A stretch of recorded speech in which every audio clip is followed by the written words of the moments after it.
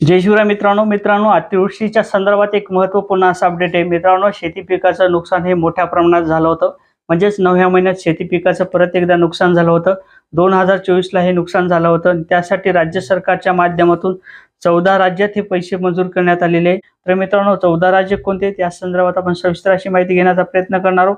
त्याचबरोबर यामध्ये शेतकरी किती पात्र असणार आहे, शेतकऱ्यांना लागणारा निधी किती असणार आहे आणि हेक्टरी अनुदान आपल्याला किती मिळणार आहे या संदर्भात आपण सविस्तर अशी माहिती घेण्याचा प्रयत्न करणार आहोत. तर मित्रांनो त्यापूर्वी आपल्या चॅनलवर नवीन असाल तर नक्की चॅनलला सबस्क्राईब करा, जेणेकरून आपल्याला नवीन अपडेट हे मिळत राहतील. तर मित्रांनो चला सुरू करूया आजचा आपला व्हिडिओ.